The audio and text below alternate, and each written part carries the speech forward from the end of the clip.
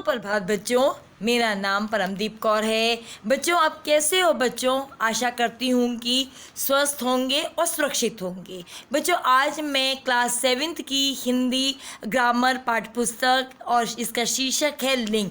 बच्चों, आज मैं लिंग के बारे में आप लोगों से कुछ चर्चा करूँगी। आज मैं लिंग के बारे में आप लोगों को कुछ बताऊँगी, विशेष बातें। लिंग बच्चों, आपकी स्क्रीन के ऊपर लिंग आ चुका है। बच्चों, अपनी पाठ्यपुस्तक को जो ग्रामर की है उसको खोलिए और लिंग के बारे में जो मैं बताने जा रही हूँ बच्चों, उसको बहुत ही ध्यान से आप लोगों ने सुनना है। कि लिंग जिसके किसी को के पुरुष जाति का और स्त्री जाति का बोध होता है, उसे बच्चों हम क्या बोलते हैं? लिंग कहते हैं। इसमें कोई व्यक्ति नहीं होता, अपितु पशु पक्षी वस्तु भी इसमें सम्मिलित होते हैं। जैसे इन वाक्यों में पुरुष जाति का बोध होता है, उस तरह से ही स्त्री जाति का भी बोध होता है। इसमें क्या दर्शाता है? इसमें लिंग को दर्शाया जा रहा है। बच्चों, आपकी स्क्रीन के ऊपर बच्चों एक पिक्चर आ चुकी है। बच्चों, आप बता सकते हो कि ये पिक्चर या जो ये इमेजेस हैं, ये बच्चों क्या दर्शा रही हैं?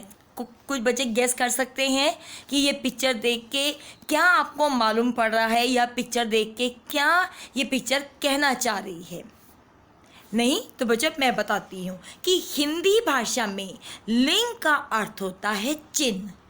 इन चिन्हों से हमें पता चलता है कि कौन सा शब्द स्त्री जाति का बोध होता है और कौन सा शब्द पुरुष जाति का है। जैसे बच्चों, आपकी स्क्रीन के ऊपर पिक्चर भी है। ये एक गांव का चित्र है। इस चित्र में बंदरिया का नाच देखने के लिए लड़के उछल रहे हैं और लड़कियां भी ताली बजा करके मक रही हैं। औरतें भी गाय को घास खिला रही हैं तथा एक आदमी बैलों को खेतों में ले जा रहा है। और जितने भी उपयुक्त चित्र और वाक्यों से स्पष्ट हो जाता है कि इसका अर्थ निकलता है कि बंदर, लड़के, आदमी और जो बैल हैं वो भी शब्द किसको दर्शा रहे हैं? पुरुष जाति को का बोध करा रहे हैं। जबकि बंदरिया, लड़कियां, औरत, गायें, जितने भी बच्चों ये शब्द हैं, ये किसको दर्शा रहे हैं? स्त्री जाति का बोध करा रहे हैं। बच्चों, अब आपकी स्क्रीन के ऊपर लिंग के कुछ उदाहरण भी बच्चों आ चुके हैं। बच्चों, वो भी आप लोग देख करके और लिंग के बारे में और अच्छी तरीके से ये बातें स्पष्ट हो जाती हैं। अब लिंग का पहला उदाहरण है, पिताजी आज बाहर गए हैं। दूसरा है, पेड़ हवा से गिर गया है। तीसरा, माँ कपड़े धो रही है। चौथा, तुम्हारी घड़ी कहाँ है? नेक्स्ट, दादी रामायण पढ़ रही हैं। नेक्स्ट, भैया काम पर गए हैं। बच्चों, ये जो उदाहरण है, जैसे पिताजी, पेड़, भैया, ये सब शब्द किसको बच्चों दर्शा रहे हैं या किसको संबोधित कर रहे हैं? पुरुष जाति को संबोधित कर रहे हैं। और ये माँ, घड़ी और दादी माँ, ये बच्चे जो ये शब्द हैं, ये किसको दर्शा रहे हैं? ये स्त्री जाति लिंग को ये बोध करवा रहे हैं, या ये शब्द ये लिंग को दर्शा रहे हैं या बोध करा रहे हैं। बच्चों, अब आपकी स्क्रीन के ऊपर लिंग के प्रकार आ चुके हैं। यानी बच्चों, लिंग के कितने प्रकार होते हैं? लिंग के 2 प्रकार होते हैं। पहला पुल्लिंग और दूसरा क्या है? स्त्रीलिंग। अब बच्चों, मैं आप लोगों को पुल्लिंग की अब मैं परिभाषा आपको बताऊंगी कि पुल्लिंग किसे कहते हैं। बच्चों, आपकी स्क्रीन के ऊपर भी इसकी परिभाषा आ चुकी है पुल्लिंग की। इसकी परिभाषा बच्चों इस प्रकार है कि जिन शब्दों से पुरुष जाति का बोध होता है उन शब्दों को हम क्या बोलते हैं, पुल्लिंग कहा जाता है। इनके बच्चों उदाहरण इस प्रकार हैं। पुल्लिंग का बच्चों पहला उदाहरण है आपकी स्क्रीन के ऊपर आ चुका है। जैसे अब बच्चों आपकी स्क्रीन के ऊपर पुल्लिंग के उदाहरण इस प्रकार हैं। पहला है पिताजी, राजा, घोड़ा, कुत्ता, बंदर। ये बच्चों ये किसके उदाहरण हैं, ये पुल्लिंग के उदाहरण हैं। अब बच्चों और भी उदाहरण हैं, जैसे पर्वत बहुत ऊंचा है। बच्चों आपकी स्क्रीन के ऊपर कुछ और उदाहरण भी आप लोगों के पास आ चुके हैं। इसे भी और अच्छी तरीके से इस बात का पता चल जाएगा कि ये लेसन कितनी अच्छी तरह से आपको समझ में आ गया। अब बच्चों इसका भी उदाहरण है। पहला है पर्वत बहुत ऊंचा है, सभी का बचपन बहुत सुंदर होता है, जहाज डूब गया है, ये डब्बा मेज पर रख दो। बच्चों ये चार उदाहरण भी ये पुरुष जाति का ये बोध, पुल्लिंग का भी ये बोध करवा रहे हैं। और ये जो उदाहरण है बच्चों, आप लोगों ने जैसे जैसे उदाहरण आते जाएंगे या जैसे जैसे जिनकी परिभाषाएं आती जाएंगी बच्चों, आप लोगों ने अपनी हिंदी ग्रामर की नोटबुक में इसको लिखना है। बच्चों ये थे पुल्लिंग के उदाहरण। पहला है पर्वत बहुत ऊंचा है, दूसरा है सभी का बचपन बहुत ही सुंदर होता है, तीसरा है जहाज डूब गया है, और चौथा है ये डब्बा मेज पर रख दो। अब बच्चों आपकी स्क्रीन के ऊपर अब स्त्रीलिंग के बारे में आ गया है कि स्त्रीलिंग की परिभाषा क्या है। तो आइए बच्चों मैं बताती हूँ कि स्त्रीलिंग की परिभाषा क्या है। कि जिन शब्दों से स्त्री जाति का बोध होता है उन शब्दों को हम क्या बोलते हैं, स्त्रीलिंग कहा जाता है। जैसे आपकी बच्चों स्क्रीन के ऊपर भी आ चुका है। बच्चों आपकी स्क्रीन के ऊपर स्त्रीलिंग की भी कुछ उदाहरण आपकी स्क्रीन के ऊपर भी आ चुके हैं। बच्चों बहुत ध्यान से देखिएगा। पहला है लकड़ी, बकरी, माता, रानी, जूं। बच्चों इसके अलावा और भी उदाहरण हैं, जैसे चिड़िया, नर्स, अध्यापिका, पति। ये जितनी भी बच्चों उदाहरण हैं बच्चों, ये किसको संबोधित कर रही है, स्त्रीलिंग को संबोधित कर रही है। बच्चों और भी उदाहरण हैं जो बच्चों आपकी स्क्रीन के ऊपर आ चुके हैं। पहला उदाहरण है उसकी तो खटिया खड़ी हो गई। दूसरा है किताब बहुत ही पुरानी है। तीसरा है धूप निकल गई है। और चौथा और अंतिम उदाहरण है ये सीता की बंदूक है। ये बच्चों चार जो उदाहरण हैं ये बच्चों किसको दर्शा रहे हैं, स्त्रीलिंग को, उनके उदाहरणों को संबोधित कर रहे हैं या उसको दर्शा रहे हैं।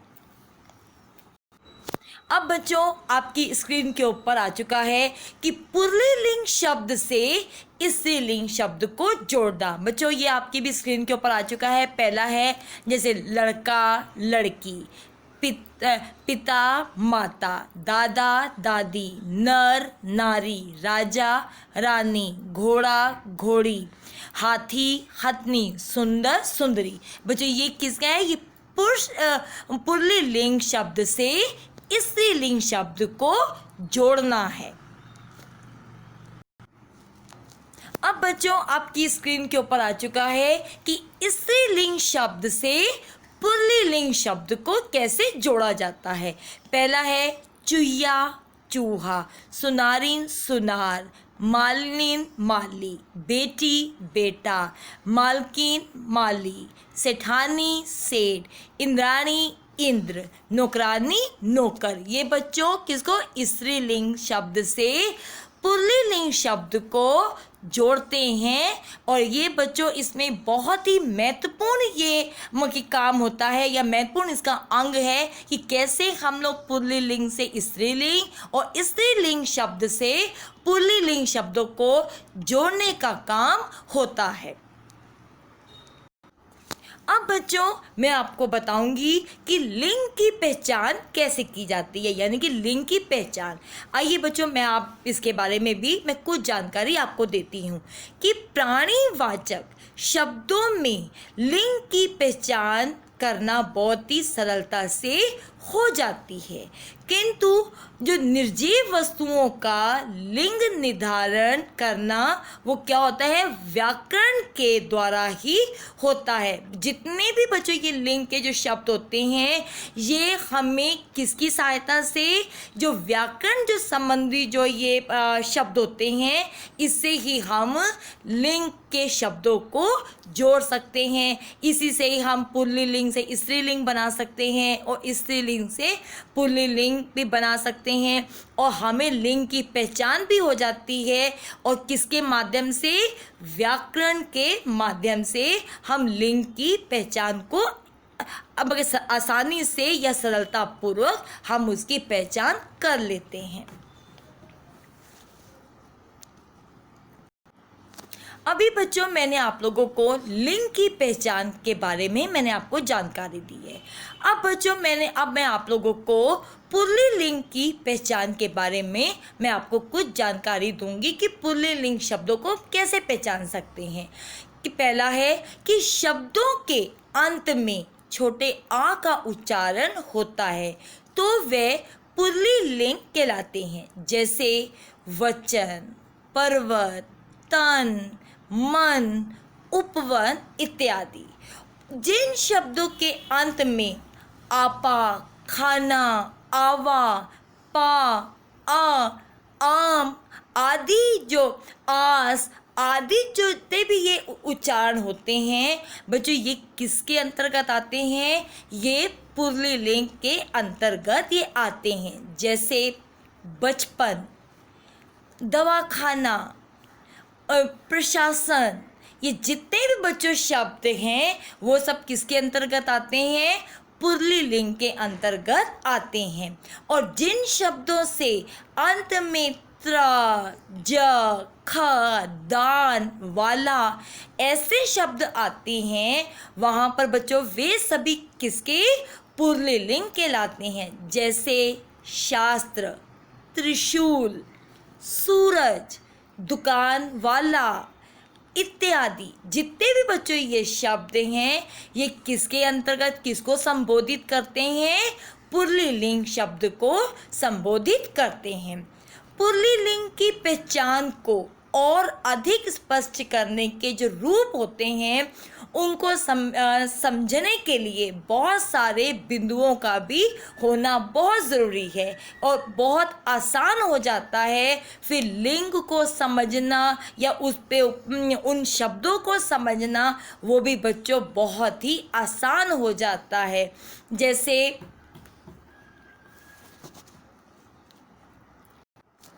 अब बच्चों इसके और भी उदाहरण हैं पुल्लिंग की पहचान करने के लिए, जैसे पेड़, धातु, अनाज, शरीर के अंग। इसके भी बच्चों इन शब्दों को भी हम क्या बोलते हैं, पुल्लिंग के शब्दों को दर्शाया जाता है। जैसे पेड़, अब पेड़ के अंदर क्या आ जाता है, जैसे पीपल, केले का पेड़, अमरूद, आम, अनार, देवदार, चिरान और अपना पीपल, जामुन, अनानास आदि। ये जितने भी बच्चों, क्योंकि इनमें भी बच्चों की पेड़ ही है ना, इन सब के जैसे पीपल का पेड़ हो गया, केले का हो गया, मैंने जितने भी बच्चों नाम दिए हैं वो सब किसके अंतर्गत आ जाते हैं, पुल्लिंग के अंतर्गत आ जाते हैं। अब जैसे आता है धातु, अब धातु में भी बच्चों बहुत कुछ उसके अंतर्गत आ जाता है, जैसे सोना, जस्ता, तांबा, स्टील इत्यादि। ये सब बच्चों जो मैंने अभी नाम लिए हैं बच्चों किसके अंतर्गत आ जाता है, ये धातु के अंतर्गत आ जाता है या उसे संबोधित करता है। फिर आ जाता है अनाज, अनाज में जैसे गेहूँ, जौ, चना, बाजरा, चावल, ये क्या बच्चों ये सब आदि, ये सब किसके अंतर्गत आ जाते हैं, ये अनाज के अंतर्गत आ जाते हैं। फिर आ जाता है शरीर के अंग, जैसे मस्तक, दांत, हाथ, कान, मुंह, गला, घुटना, पैर आदि, ये जितने भी सदैव, जितने भी बच्चों मैंने अभी शब्द जो बोले हैं वो सब किसके अंतर्गत आ जाते हैं? पुल्लिंग ही होते हैं। जैसे अब द्रव पदार्थों के नाम देख लीजिए। अब जो द्रव पदार्थों में कौन कौन से नाम आ जाते हैं? जैसे दूध, पानी, घी इत्यादि। ये जितने भी बच्चों शब्द हैं ये किसको संबोधित करते हैं? ये द्रव पदार्थों के नामों को संबोधित करते हैं। बच्चों अब मैं आप लोगों को स्त्री जाति की पहचान करवाऊंगी। पहले तो बच्चों मैंने आप लोगों को पुल्लिंग की मैंने आप लोगों को पहचान बताई थी। अब बच्चों मैं आप लोगों को बताऊंगी कि स्त्रीलिंग की पहचान कैसे होती है। तो पहला है कि जिन शब्दों के अंत में बड़ी ई आए वे शब्द क्या संबोधित करते हैं? स्त्रीलिंग कहलाते हैं। जैसे धोती, रोटी, बेटी, मिट्टी आदि। अब दूसरा बच्चों पॉइंट है कि तत्सम शब्दों के अंत में यदि छोटा ऊ या बड़ा शब्द का उच्चारण होता है तो वे शब्द बच्चों क्या कहलाते हैं? स्त्रीलिंग कहलाते हैं। जैसे घटा, लटा, मृत्यु, दया इत्यादि। अब बच्चों तीसरा पॉइंट है आहट, आवट, आई, री। जितने भी बच्चों ये प्रत्यक्ष शब्द हैं वो इन लोगों को समझने के लिए हमें किसका शब्दों का इस्तेमाल करना पड़ेगा? हमें स्त्रीलिंग शब्दों के अंतर्गत हमें आना होगा। जैसे लड़कियां, गुड़िया, दिखावट, करवाहट, मुस्कुराहट, जितने भी आदि जितने भी बच्चों शब्द हैं ये बच्चों किसको दर्शा रहे हैं या किसकी पहचान करा रहे हैं? स्त्रीलिंग की पहचान करा रहे हैं। और भी बच्चों ऐसे शब्द आते हैं, बहुत से बच्चों ऐसे शब्द हैं जो स्त्रीलिंग की पहचान को दर्शाते हैं और उनके अनुसार ही हमें स्त्रीलिंग और पुल्लिंग की पहचान को हमें समझना होता है और उसके अनुसार ही हम उनकी परिभाषाओं को भी हम लिख सकते हैं।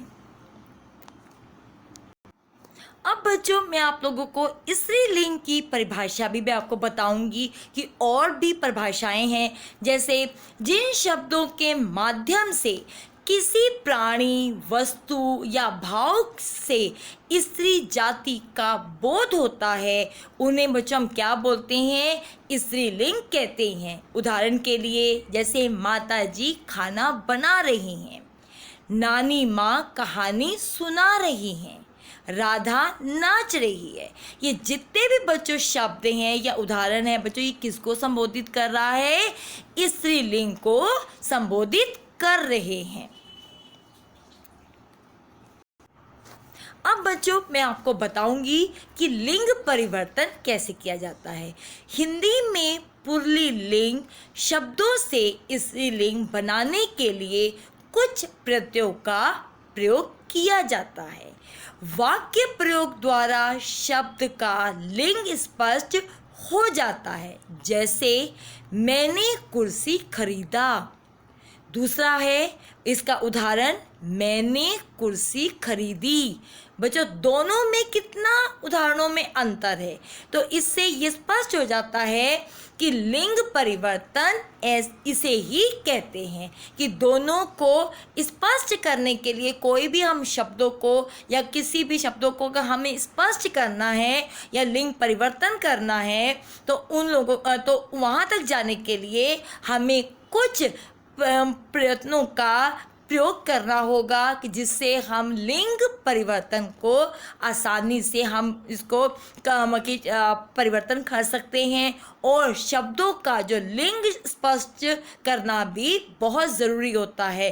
तभी हम वाक्यों के प्रयोग द्वारा ही हम शब्दों का लिंग को हम स्पष्ट कर सकते हैं ताकि जितनी भी अशुद्धियाँ होती हैं या जितनी भी त्रुटियाँ होती हैं वो सब दूर हो जाए और लिंग जो परिवर्तन है वो भी आसानी से की हो जाए। स्त्रीलिंग से पुल्लिंग और पुल्लिंग से स्त्रीलिंग बहुत आसानी से कुछ प्रयत्नों से या कुछ ऐसे शब्दों का प्रयोग करें कि जिससे हम उसे आसानी से लिंग परिवर्तन कर सकते हैं। बच्चों, अब मैं इस पाठ से संबंधित मैं आपको बच्चों कुछ गृह कार्य दे रही हूँ। बच्चों, इसका जो ये आपका होमवर्क है या गृह कार्य है बच्चों, आप लोगों ने इसको टेक्स्ट बुक में भी सॉल्व करना है और बच्चों आप लोगों ने अपनी नोटबुक में भी सॉल्व करना है। ऊपर चैप्टर का नाम डालेंगे कि कौन सा चैप्टर है और उससे संबंधित आप लोगों ने जो भी मैं गृह कार्य आपको दे रही हूँ उसको आप लोगों ने बहुत अच्छी तरीके से कंप्लीट करके आपने मुझे भेजना है। तो बच्चों, पहला प्रश्न आपकी स्क्रीन के ऊपर आ चुका है कि निम्नलिखित शब्दों के उचित स्त्रीलिंग रूप पर सही का निशान लगाइए। बच्चों, कुछ प्रश्न आपकी स्क्रीन के ऊपर हैं, उनके बच्चों ऑप्शंस दिए हुए हैं। जो उस क्वेश्चन का सही आंसर होगा बच्चों उसके आगे आप लोगों ने टिक का निशान लगाना है। अब बच्चों सेकंड यानी कि प्रश्न नंबर 2 आपकी स्क्रीन के ऊपर है। बच्चों ध्यान से देखिए कि निम्नलिखित शब्दों का उनके लिंग से मिलान कीजिए। बच्चों, ये मैंने मिलान का भी आप लोगों को क्वेश्चन दे दिया है। एक तरफ क्वेश्चन है, एक तरफ उनके आंसर्स हैं। आप लोगों ने बच्चों उसको मिलान करना है और जो सही आंसर होगा बच्चों उसके आगे लिखना है। और ये भी आप लोगों ने अपनी टेक्स्ट बुक में भी सॉल्व करोगे और अपनी नोटबुक में भी सॉल्व करोगे। अब बच्चों तीसरा प्रश्न भी बच्चों आपकी स्क्रीन के ऊपर आ चुका है कि नीचे दिए गए लिंग के उचित भेद से रिक्त स्थानों की पूर्ति कीजिए। बच्चों 3 प्रश्न आपकी स्क्रीन के ऊपर बच्चों आ चुके हैं। जो रिक्त स्थान में जो इसका सही आंसर होगा उसका बच्चों आप लोगों ने उसके फिलिंग द ब्लैंक्स के रूप में भरना है। बच्चों ये भी आप लोगों ने अपनी टेक्स्ट बुक में भी सॉल्व करोगे और मुझे ये अपनी नोटबुक में भी सॉल्व, बहुत सुंदर हैंडराइटिंग में बच्चों आप लोगों ने इसको सॉल्व करना है। बच्चों अब आपकी स्क्रीन के ऊपर 5वां प्रश्न भी आपकी स्क्रीन के ऊपर बच्चों आ चुका है और छठा प्रश्न भी आपकी स्क्रीन के ऊपर आ चुका है। बच्चों 5वां प्रश्न इस प्रकार है कि रेखांकित शब्दों के लिंग बदलकर वाक्य पुनः लिखो। रेखांकित मतलब उनको अंडरलाइन करनी है और शब्दों के लिंग बदलकर वाक्य को पुनः लिखना है। बच्चों मैंने इसके आंसर्स भी आप लोगों को दे दिए हैं कि ताकि आप लोगों को कोई भी प्रॉब्लम ना आए इसे सॉल्व करने के लिए। बच्चों अब आ जाता है आपका छठा प्रश्न और अंतिम प्रश्न।